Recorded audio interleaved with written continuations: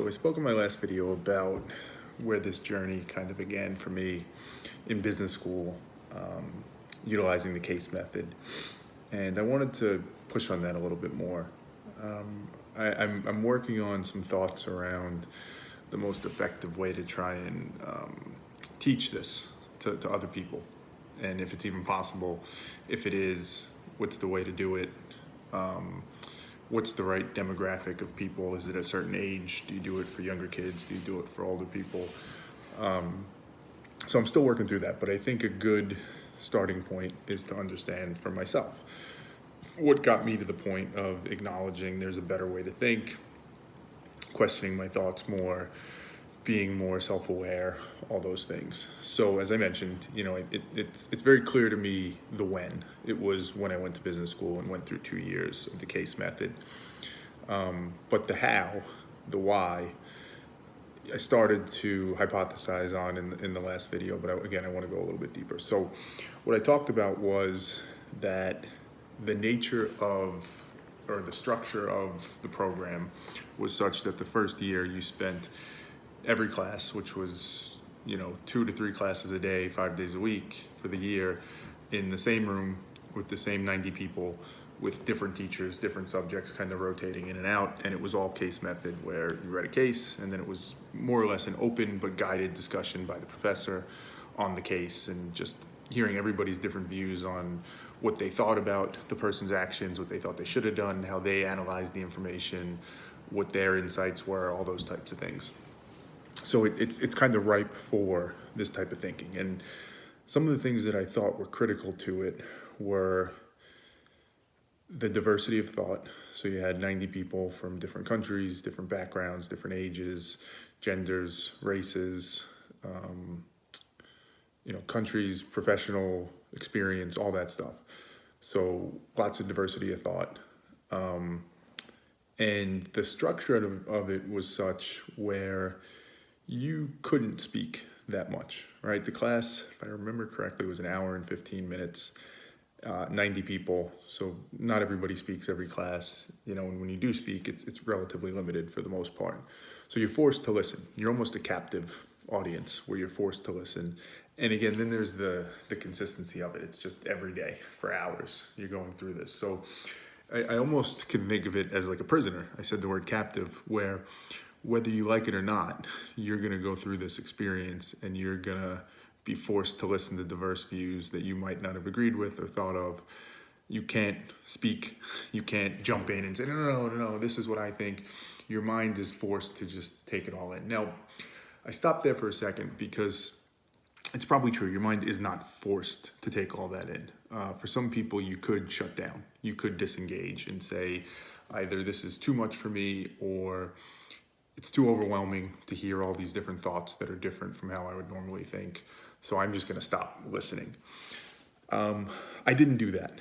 Now, there's a question as to why that is, because I think that's important, right? The normal reaction is, for most people, when you start hearing views you disagree with, there's like a kickback effect. There's this idea of you dig in more, you get defensive, you shut down, you do all sorts of things for that.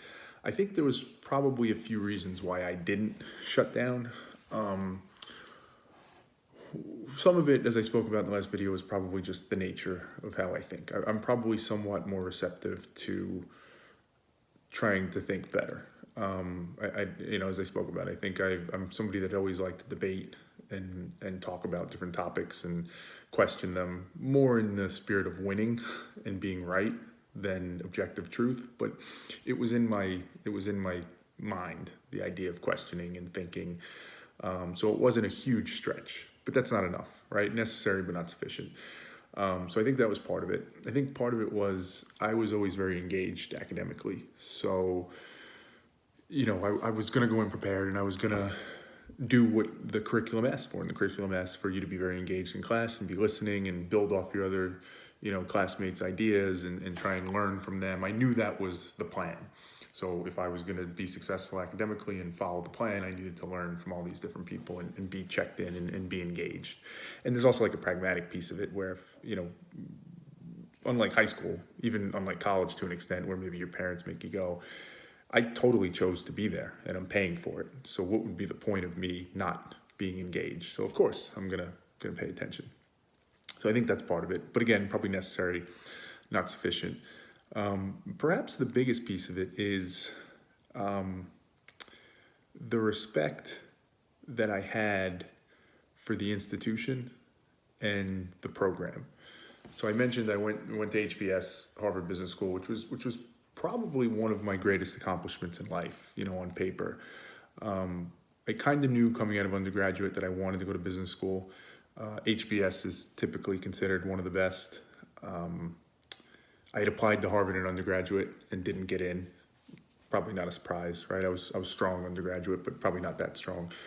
So there was a bit of a competitive piece to it, and I just held it in such a high regard. The idea of being able to go to HBS meant so much that I think that probably lowered my defenses a little bit and allowed me to take in the learning and adopt the thought process more so than I would have otherwise.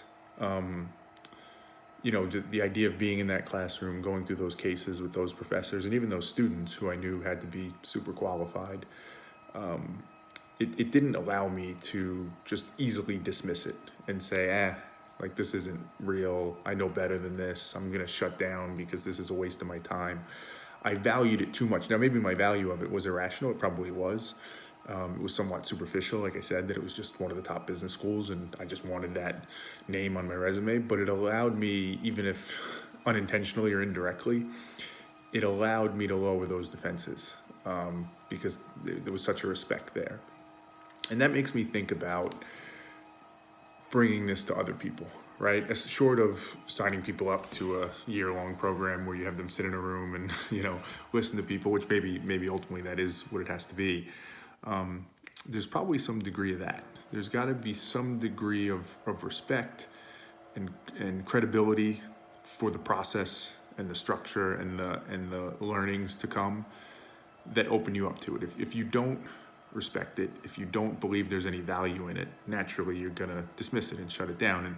And that's intuitive, right? That's almost obvious, but it's important because when you're talking about a topic like this, like trying to think better and challenge your thoughts more, it becomes so much more relevant because I feel, anecdotally, don't have the data on this, but so many people would say, if somebody said, hey, I'm going to teach you how to think better, the way you're thinking right now isn't right. You're not seeing the whole picture.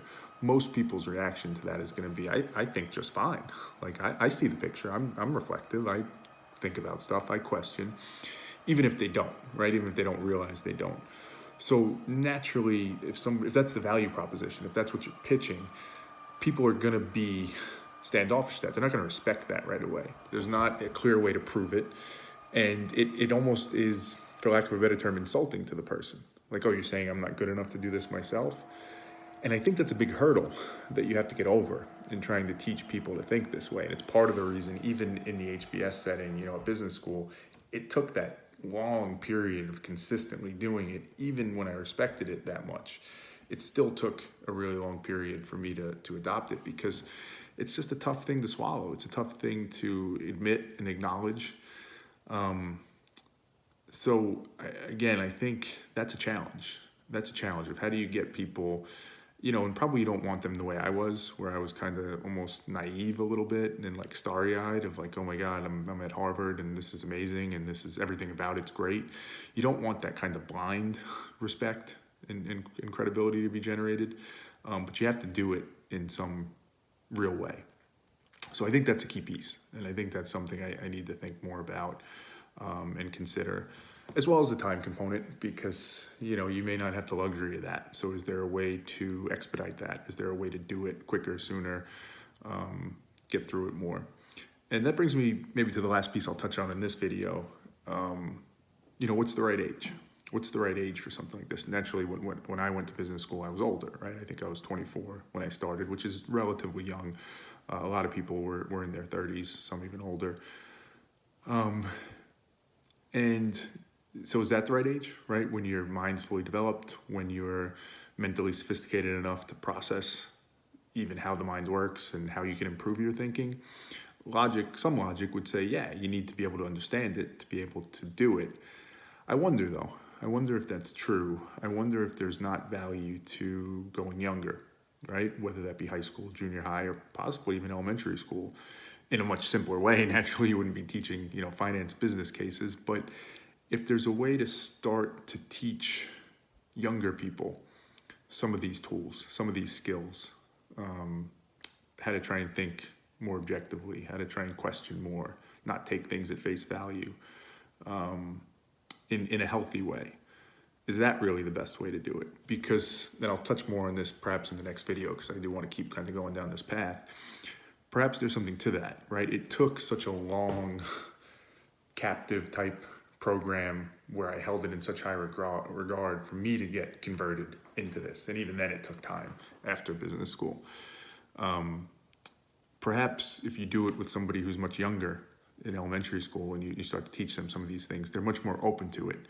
Their mind hasn't developed a lot of the defenses to thinking like this that you start to develop as you get older. Your mind hasn't hardened as much yet to say, I formulated these views or these beliefs or this identity that I need to protect.